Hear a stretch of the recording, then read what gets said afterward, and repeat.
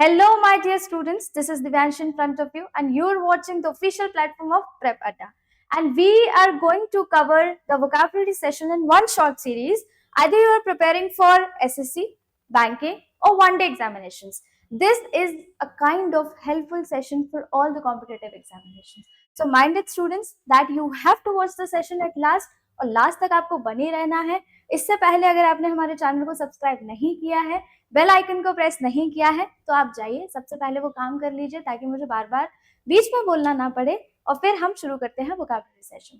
तो लास्ट तक आपको देखना है. तो फर्स्ट क्वेश्चन आता है आपके लिए.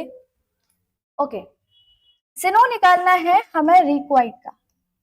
We have to find the syno for रिक्वाइट.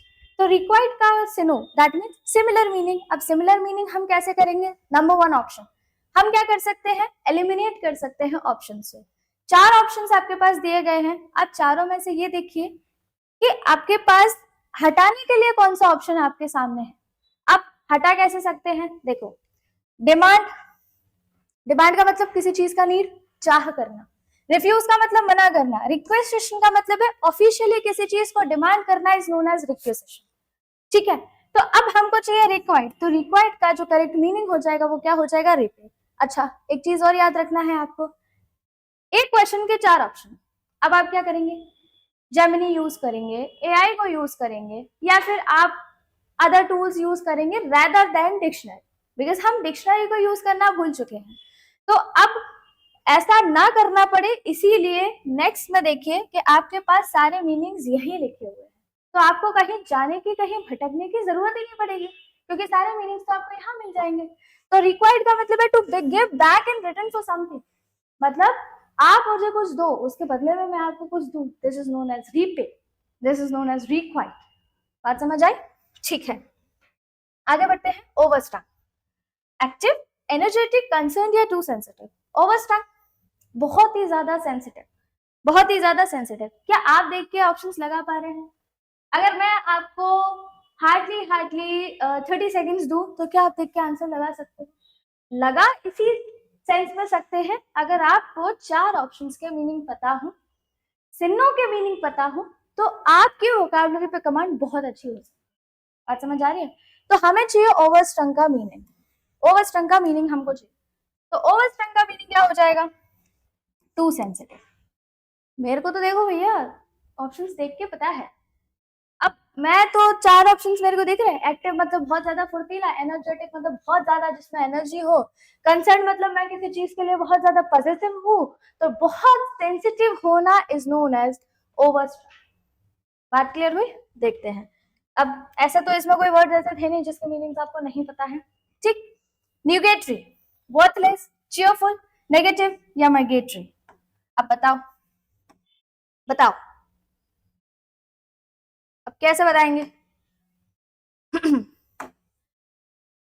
न्यूगेटरी, तुच्छ, मामूली. तुच्छ, मामूली इज नोन एज न्यूगेटरी. अब कहाँ लिखा है? Cheerful, negative, migratory. हमको क्या निकालना है? सिनो. प्रीवियस में भी हमको क्या निकालना था? सिनो निकालना था, क्योंकि मैंने ऑलरेडी पहले ही मेंशन कर दिया था कि हमको क्या निकालना है? सिनो निकालना है. हो गई बात क्लियर? अब तुच्छ, वर्थ मतलब बहुत ज्यादा कीमती हो, आपके लिए बहुत ज्यादा उपयोगी हो, that is known as worth. Worthless, जिसका कोई मूल ही ना हो, जिसका कोई सेंस ही ना हो, this is known as worthless. तो हमारा न्यूगेटरी का ऑप्शन क्या आ जाएगा answer? Worthless, having no value और यूजफुलनेस. वोकैबुलरी सिर्फ आपको मल्टीपल रिवीजन से याद हो सकती है, या फिर ये ऐसे याद हो सकते हैं कि आप उसका जो यूज है डे टू डे लाइफ में कर पाए. Then you are able to learn vocabulary on a one shot. फिर आपके टिप ऑफ टंग हो जानी vocabularies. तो यहाँ पर जितनी vocabularies आप देख रहे हैं, ये आपको वर्थलेस नहीं लेनी है, ये आपको याद रखते जाना है. एक पेन और नोटबुक लेके अपने साथ बैठना है ताकि आप इन vocabularies को लिख सको, नोट कर सको, और आगे फ्यूचर में आने वाले डेज में इनको दोबारा से रिवाइज कर सको. हो गई बात क्लियर? ठीक है. तो चीयरफुल मतलब हैप्पी एंड पॉजिटिव, नेगेटिव मतलब नकारात्मक सोच रखने वाला, और माइग्रेटरी मतलब moving from one place to another. इसी से जो वर्ड निकल के आता है वो क्या निकल के आता है? माइग्रेशन। क्या निकल के आता है? हमारा वर्ड निकल के आता है migration. Migration is the process, it is the movement from moving from changing the place from one place to. ठीक है। कॉमिसरेट, सिंपैथाइज, प्लेसेट, कोमेमोरेट या कॉन्सिक्रेट। तो क्या आप इस क्वेश्चन का आंसर भी देख के लगा सकते हैं? तो कॉमिसरेट का मतलब सिंपैथी देना, that is known as sympathise, that is known as sympathise. अब तुमको अगर मीनिंग नहीं पता हो तो प्लेसेट का मतलब टू कूल और टू काम और soothe something when who is someone is angry. किसी के गुस्से में किसी को सांत्वना देना, सामने वाले पर्सन अगर गुस्सा कर रहा है तो उसको शांत करना, दिस इज नोन एज प्लेसेंट। तो ये अगर आप अपने चलती फिरती सेशन में चलते फिरते अगर आप अपने स्पीकिंग सेंस में इंग्लिश के वोकैबुलरीज का यूज करेंगे, अगर एक अल्टीमेट इंग्लिश का वोकैबुलरी करेंगे यूज करेंगे, तो that will impact the listener. Definite है, बात तो क्लियर है। तो किसी के सामने वाले गुस्से को शांत करना is known as placate. Commemorate का मतलब है to honour the memory of something. किसी को अवार्ड देना किसी की मेमोरी में is known as commemorate. It is the official term used in the honoring of the memory. Consecrate, to make something sacred. किसी को पवित्र, किसी चीज को पवित्र बनाना is known as worry. worry क्या होता है? worry का हमको क्या निकालना है? इसका भी हमको सेम सिनो निकालना है। क्या निकालना है? सिनो निकालना है। तो worry का मीनिंग, worry मतलब सावधान, सावधान। आई रिपीटेड यू कि क्या करना है हमको, मीनिंग पता होने चाहिए, तब हमारा सिनो का की सेंस निकल के आ जाएगा और 4 ऑप्शंस में से एलिमिनेट करके आंसर निकाल दोगे। तो क्या है? टायर्ड का मतलब थका हुआ, डिस्टॉर्टेड का मतलब शेप को आधा टेढ़ा करना, रबर बैंड तो डिस्टॉर्टेड शेप में ही होती है, उसका तो शेप ही नहीं फिक्स होता। तो अगर किसी शेप को उछल पुछल के इधर उधर कर दिया जाए, that is known as distorted. फिर क्या बोल रहा है? विजिलेंट, हाँ यही सही आंसर है इसका। ठीक है। सैड का मतलब उदास होना, वॉचफुल और अलर्ट फॉर डेंजर मतलब सावधान होना। इवैक्यूएट, अच्छा इवैक्यूएट, एडमिट, एमर्ज, अबेंडन और इन्वेड। ये तो सिनो दिख नहीं रहे। Anto, anto, find out the antonym, that means opposite in the meaning. opposite, opposite. अब opposite, admit, emerge, abandon या invade। ये भी हटा दो, इसको भी हटा दो, इसको भी हटा दो, सही आंसर हो जाएगा admit। सही आंसर क्या हो जाएगा? admit। बात हो गई क्लियर? evacuate का मतलब होता है खाली करना। क्या मतलब होता है? खाली करना, एम्प्टी करना, दैट मीन्स एम्प्टी। बात हुई क्लियर? तो इसका हो जाएगा खाली करना इज नोन एज एडमिट, भरना या फिर एंट्री करना, दाखिला देना। Next question, emerge, to come out. Abandon का मतलब वही सेम, तो ये क्या हो जाएगा? सिनो हो जाएगा ये भी, और ये भी क्या हो जाएगा? ये भी सिनो हो जाएगा। इन्वेड का मतलब डकैतों की फौज के साथ एंटर, हमला करना, this is known as invade. इसी को क्या बोलते हैं? इन्वेड बोलते हैं। ठीक, तो ये तो तीनों क्या हो जाएंगे? इसके सिनो हो जाएंगे।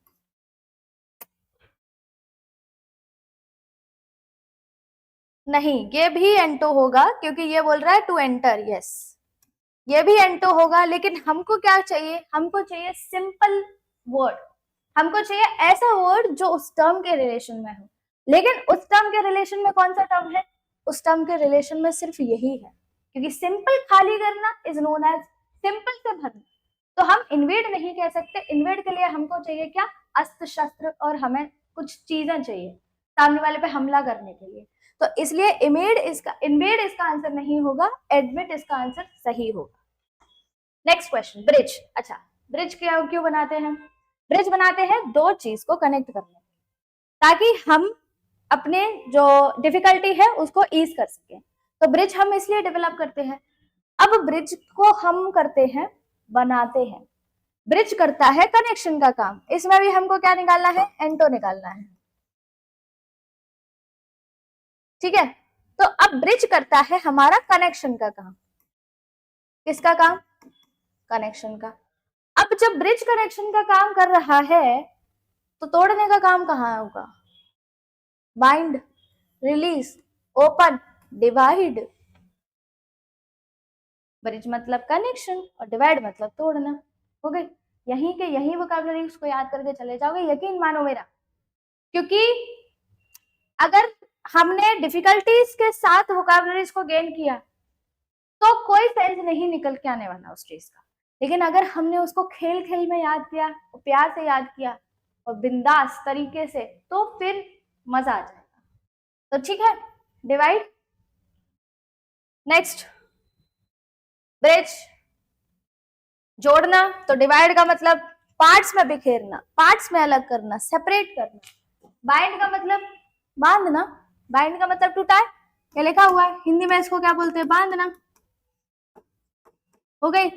रिलीज का मतलब टू सेट फ्री, खुला छोड़ देना, और ओपन का मतलब खोलना। Next question, gratuity, annuity, stipend, discount या वेजेस। इसका भी हमको क्या निकालना है, एंटो। बताओ, आंसर देख के आ सकता है। अब डिपेंड करता है आप पे कि आप किस तरह से आंसर को जज कर सकते। देखो, ग्रेच्युटी पूछ रहा है तो अगर आपको मीनिंग पता है तो आंसर भी आ जाएगा। अब कैसे, ग्रेच्युटी का मतलब उपहार। क्या मतलब, गिफ्ट, उपहार, या फिर कह सकते हैं क्या, गिफ्ट। तो ग्रेच्युटी का मतलब गिफ्ट है। अब एन्यूटी, स्टाइपेंड, स्टाइपेंड क्या होता है, मनी दी जाती है किसी काम के बदले। डिस्काउंट तो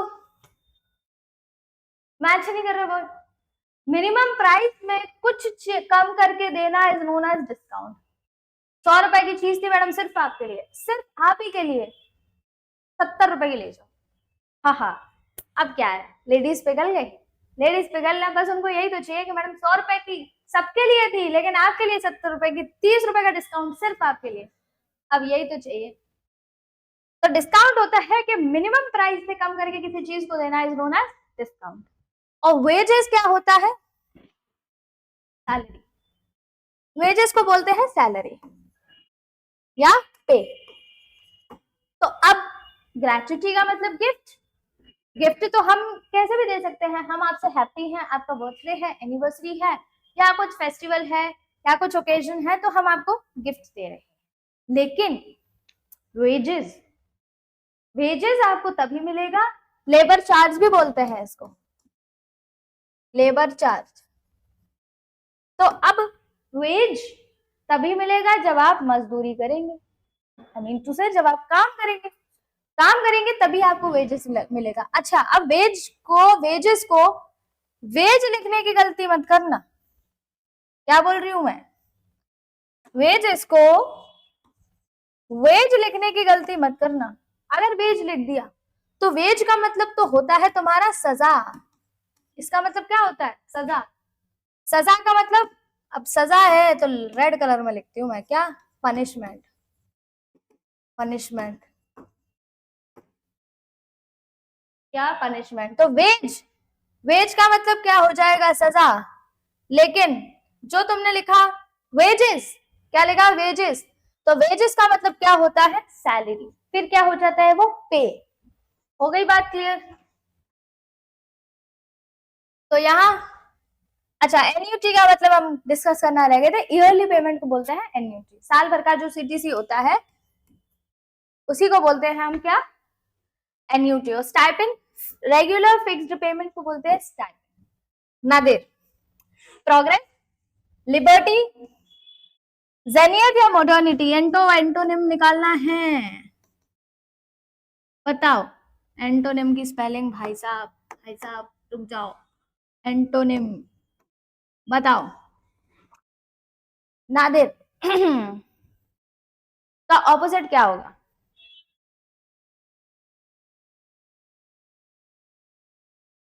इसका मतलब है टू फॉल, क्या, टू फॉल या फिर गिरना, गिरना। अब फॉल का मतलब गिरना, तो उठाना।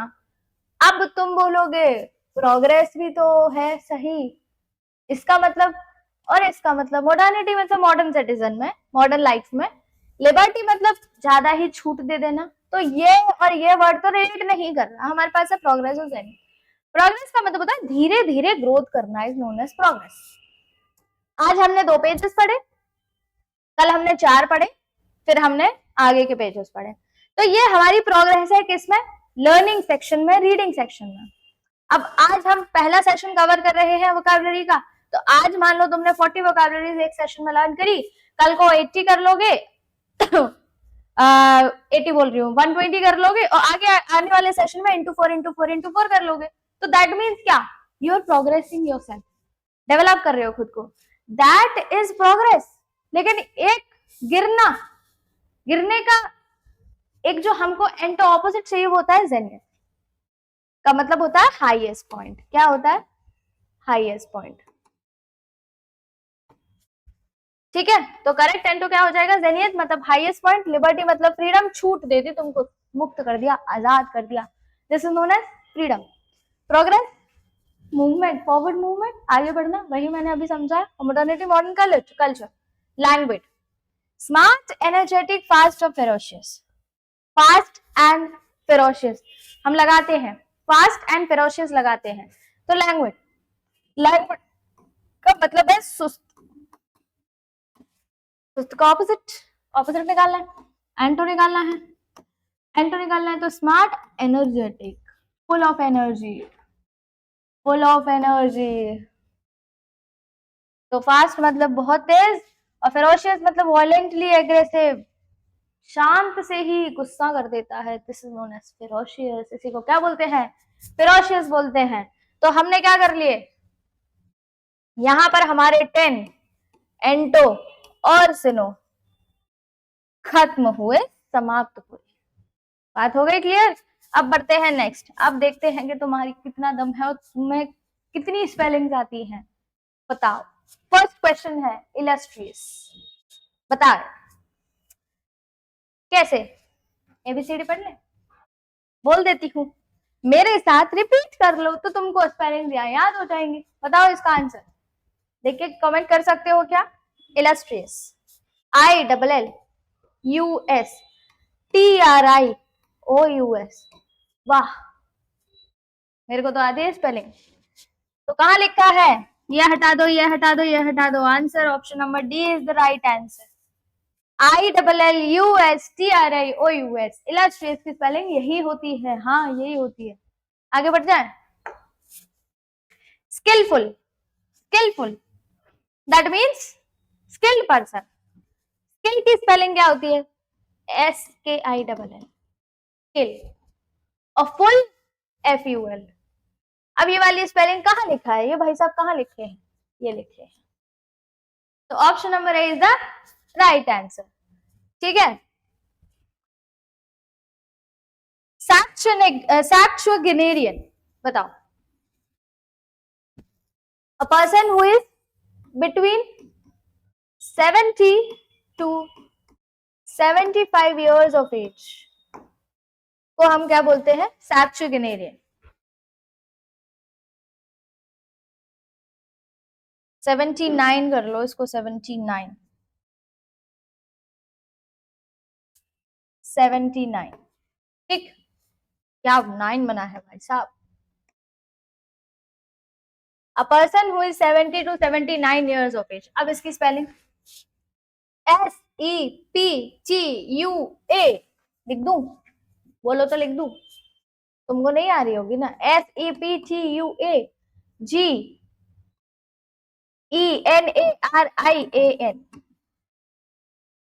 बात हो गई, खत्म। तो option number G is the right answer.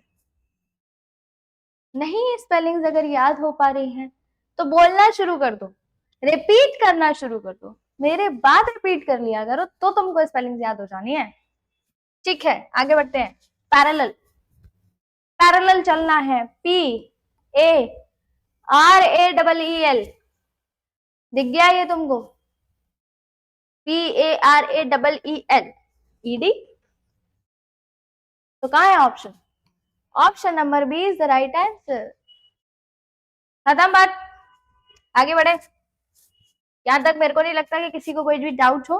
तो if you are facing any kind of doubts and if you want the improvement in some kind of topics, some kind of portion, then you can drop your doubts in the comment box after the session.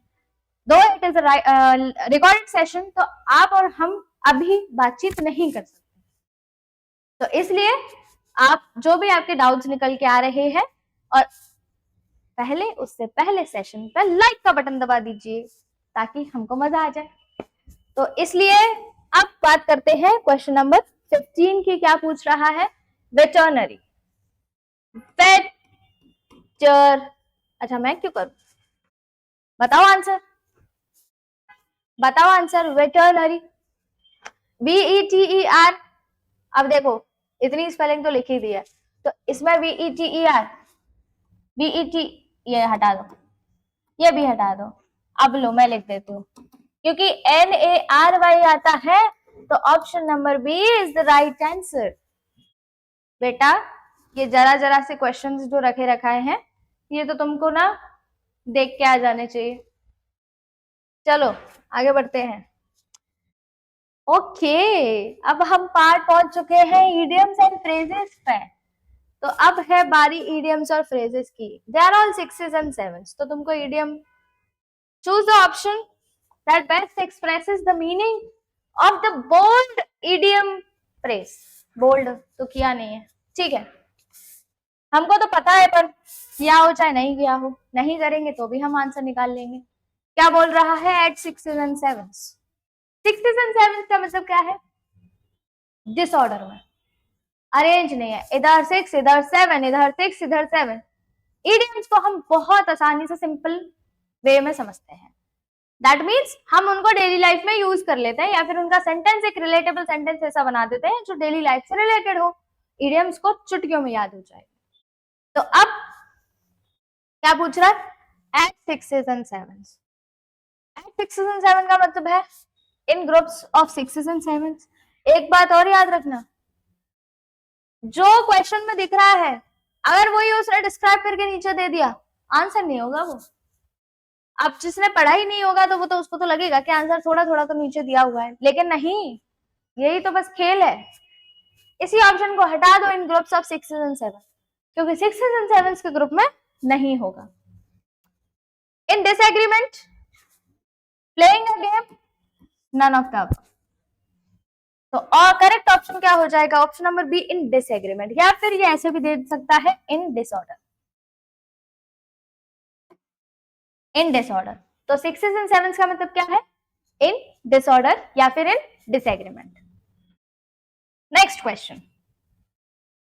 He failed miserably in the competitive examinations as he had worked for it fits and starts। अब क्या है इसमें idiom? दिख रहा है? मेरे को तो दिख गया, मेरे को भी दिख गया। By fits and starts, आज शुरू किया, कल छुट्टी मार दी, ठीक है, तो इसी को क्या बोलते हैं? Fits and starts. तो फिट्स एंड स्टार्ट्स का मतलब क्या हो जाएगा? इर्रेगुलरली। क्या हो जाएगा? इर्रेगुलरली। फिट्स एंड स्टार्ट्स का मतलब इर्रेगुलरली। एट 6s and 7s का मतलब डिसऑर्डर, ठीक, कंप्लीटली डिसऑर्डर या फिर डिसएग्रीमेंट भी बोल सकते हैं। तो ऐसा नहीं है कि एक ही सेंस में मतलब निकल गया। While employees plan for a strike, the government tries to fly a kite। पतंग उड़ाना, fly a kite। Detect the facts. Please the children, test public opinion, enter into an agreement। Fly a kite, पतंग उड़ाना, कहते हैं उसकी तो पतंग उड़ गई, हवा में उड़ गया। That doesn't relate to the term। फिर भी फ्लाई अ काइट का मतलब क्या है? पब्लिक ओपिनियन को टेस्ट करना, टेस्ट पब्लिक ओपिनियन, ठीक है। तो फ्लाई अ काइट का मतलब क्या है? Test public opinion. Next, fast bowling in the Achilles heel of Indian cricket. Fast bowling is the heel of Indian cricket. अब बताओ, अब मतलब पता होगा तो आंसर भी आ जाएगा, नहीं पता होगा तो कैसे आंसर निकालेंगे? फास्ट बॉलिंग इज अकेल heel, major factor, satisfactory element, weak point या कॉज ऑफ फेलियर। तो अकेल्स हिल का मतलब क्या होता है? Cause of failure. Achilles heel का मतलब कॉज ऑफ फेलियर। इतनी बार रिपीट कर रही हूं मैं कि आंसर तुम्हें यहीं के यहीं याद हो जाने चाहिए। आगे next question. The education minister and 5 other MLAs sustained minor injuries in the free for all.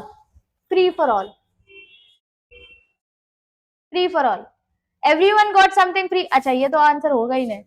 Uncontrollable situation, free entrance for all नहीं। Free for all का idiom का मैंने अभी बताया कि सेम मीनिंग नहीं हो सकता। तो free for all का ये everyone got something free, free खत्म। ये वाला फ्री खत्म, फाइट फॉर फ्रीडम भी खत्म, तो बचा क्या? Uncontrollable situation. तो फ्री फॉर ऑल का मतलब क्या है? Uncontrollable situation. Choose the option that expresses the, अच्छा इडियम से है। John can not play second fiddle, play second fiddle, can not play the first fiddle. अच्छा फर्स्ट फिडल सेकंड फिडल नहीं खेल पा रहा है, इसलिए फर्स्ट भी नहीं खेल पाएगा क्या? Can not lead other peoples, दूसरे पीपल्स को लीड नहीं कर पा रहा। Can not play a subordinate role, can not play any other fiddle. तो करेक्ट आंसर तुम्हारा हो जाएगा सबऑर्डिनेट। तो प्ले सेकंड फिडल का मतलब क्या है? Can not play subordinate role. That means मुख्य पात्र के अलावा दूसरा भी वो किरदार नहीं निभा पा रहा। Unable to bear the insult any further, I give him a piece of mind, a piece of mind, a piece of my mind.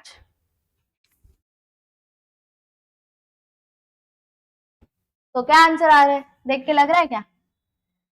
Complaint to him, unable to bear the insult any further, आगे की कोई भी insult नहीं सुन सकते। I gave him a piece of mind, piece of mind क्या है? I scolded him, I scolded him. तो करेक्ट आंसर क्या हो जाएगा? Scold him. बढ़ते हैं next question.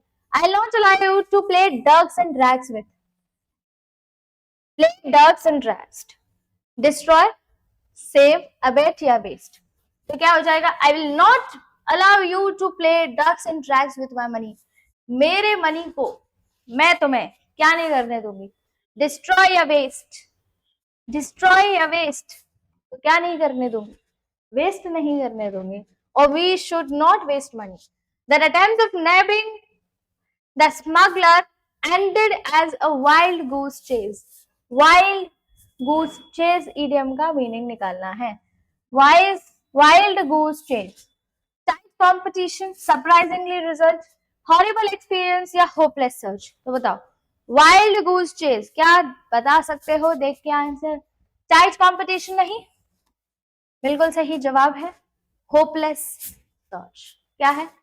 hopeless search। Member of, अच्छा ये तो आ गए हमारे क्या? One word substitution, one word substitution.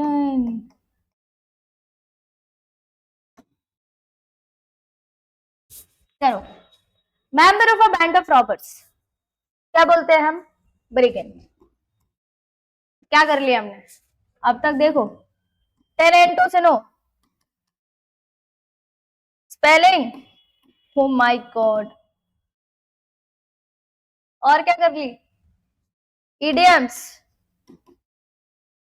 और क्या हो गया? वन वर्ड चल रहा है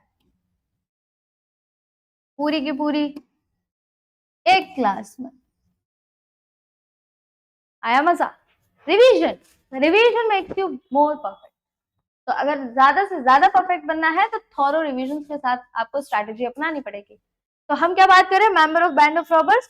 तो रॉबर्स डकैतों के, डकैत तो खुद ही डकैत होता है, और हमको क्या निकालना है? Collective word for dacoits, डिकॉट्स।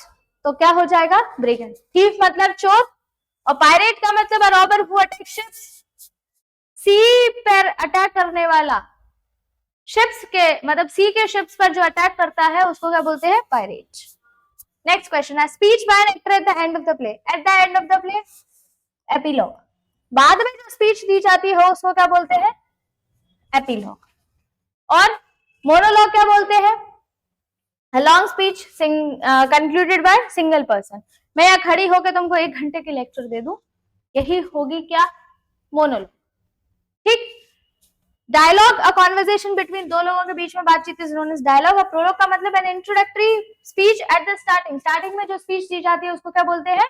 Prologue.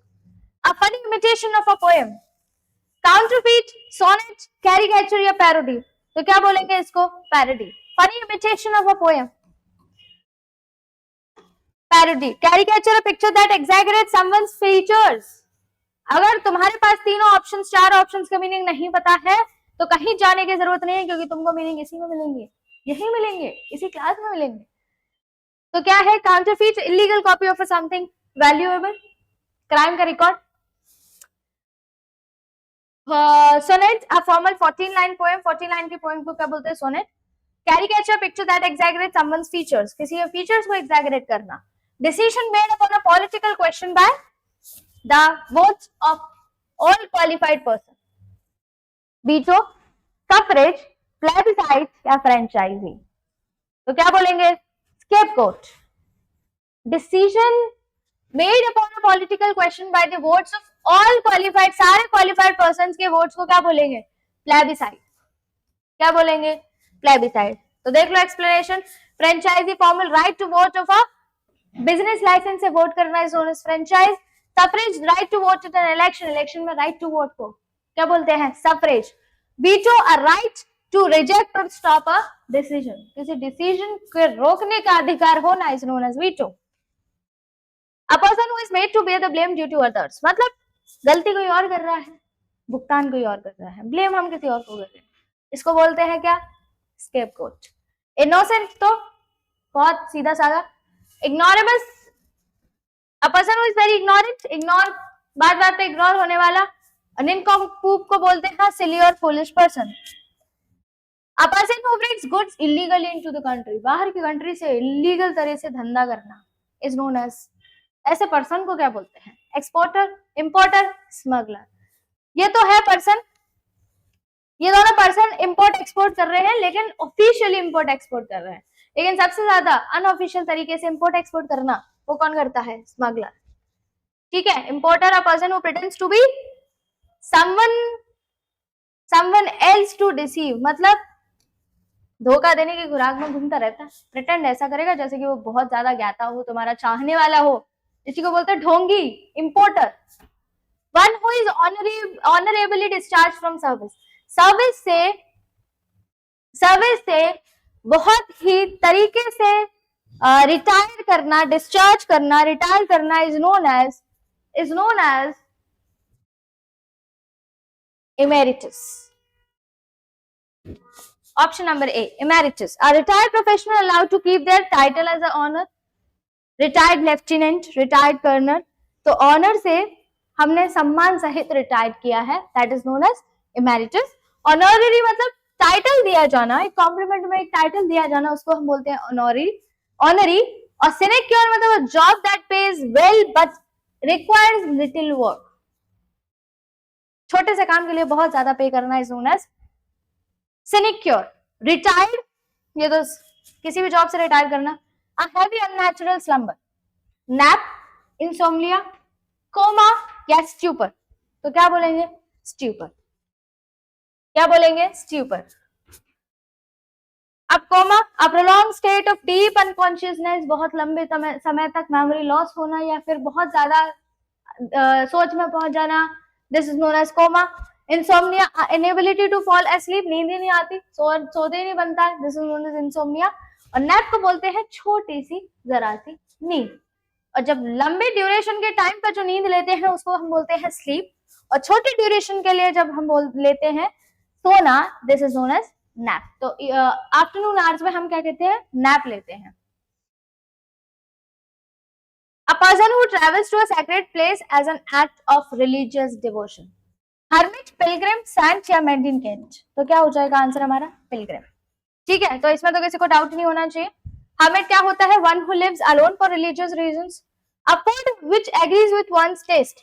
तो किसी के मतलब स्वाद अनुसार खाना होना, this is known as pungent. तो स्मेल होता है पैलेटेबल, स्वाद अनुसार खाना इज नोन एज पैलेटेबल। और सेंसियस मतलब appealing for the physical sense, physical sense जिसको सेंस का बहुत अच्छा तजुर्बा हो फिजिकली, लेकिन फिजिकली सेंस कर ले, उसको क्या बोलते हैं? सेंसस। एडिबल मतलब खाने योग्य, safe and fit to be eaten. ठीक है, तो हमारा आज का सेशन यहाँ पर ओवर हुआ। इससे पहले अगर हमारे चैनल को सब्सक्राइब नहीं किया है और बेल आइकन को प्रेस नहीं किया है तो चले जाइए और जरा ये काम करके वापस आ जाइए, क्योंकि हम फिर मिलेंगे अगली क्लास में। टिल देन अपना ध्यान रखना है और हमारे चैनल के साथ बने रहना है। Stay safe, bye bye, thank you.